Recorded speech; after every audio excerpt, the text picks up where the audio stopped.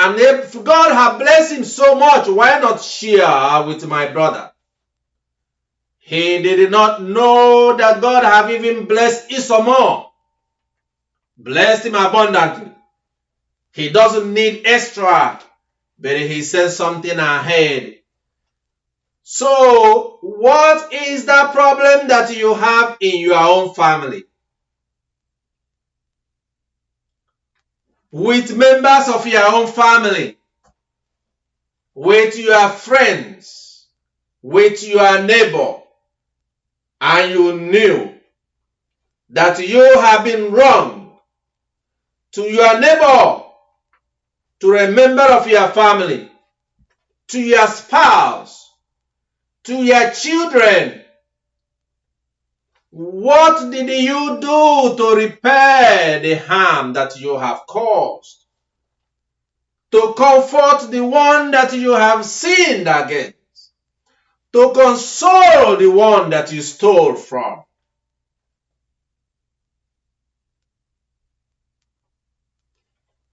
You knew that you stole from him. You knew that you wronged him. You knew that you did something wrong. Because the society starts from the family. In the word that you heard in the book of Genesis, you heard the word and kind word that came from the mouth of Jacob towards his brother. What do you mean by all this company which I have made? Sending people one after another, sending all kinds of gifts and all kinds of people before you, meeting you. And he said, to find favor in the sight of my Lord. Remember, look at the word, Lord, L-O-R-D, L with a small letter in verse 8. He called his older brother Lord. Good word. When you have a problem with somebody, you don't go there and start to claim about this right and make an excuse. Remember, we're talking about how to make a good confession. You see an example from Jacob towards his own brother. And some people have told you and they said, the man of God, that you don't need to be reconciled with your brother before coming to God. But you see what he had done. First, Jacob went to reconcile with Esau with all manners of gifts and appeal to him to forgive because he knew he did wrong to him. And then, to the question that we were discussing, what if somebody does not forgive? We will get to that in this service. But right now, did you see the kind of mind of Esau that was wrong? There was no grudge. There was no bitterness. There was no sadness. There was no slander. There was no excuse. There was not trying to defend himself or justify his actions.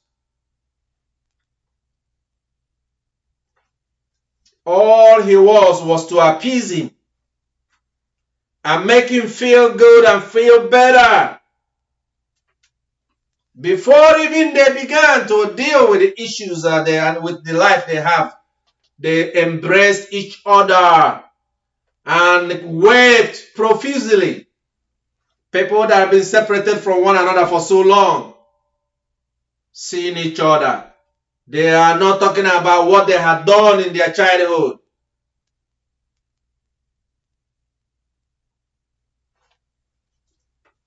You will see from what you have just read that it wasn't until after he had already reconciled with him, with his brother, that he now went to Canaan where he bought a land and built a temple for God to be reconciled with God.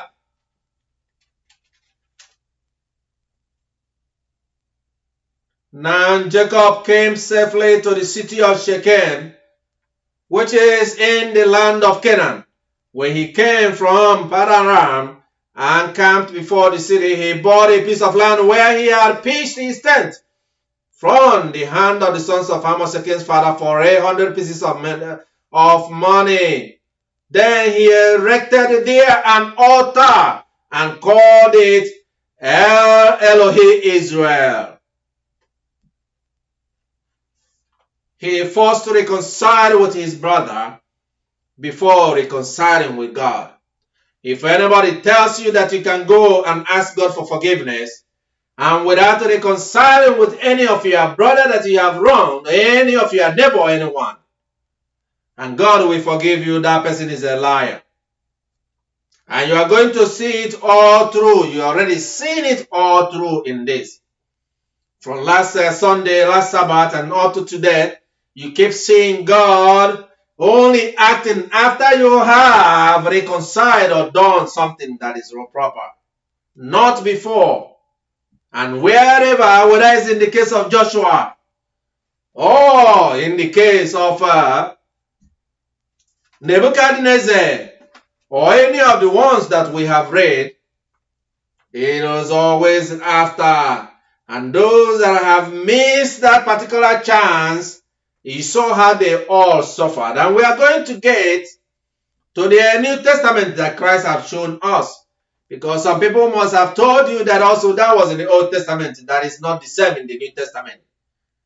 Because of grace. Because Christ have already paid the debt that you owe.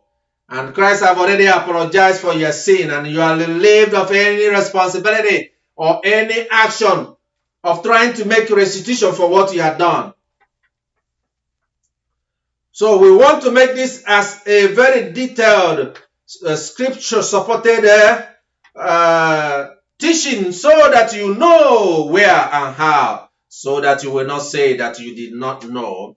In the New Testament, you saw, as we read,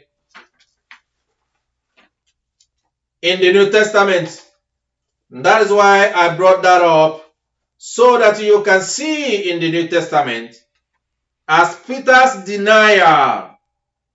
First, Christ told him his sin before even he committed the sin. The role of a priest. Or like some people say, pastors. But we know in the soldiers, the pastors does not have the equivalent of what you see in Pentecostal churches. So we're talking about the role of a priest.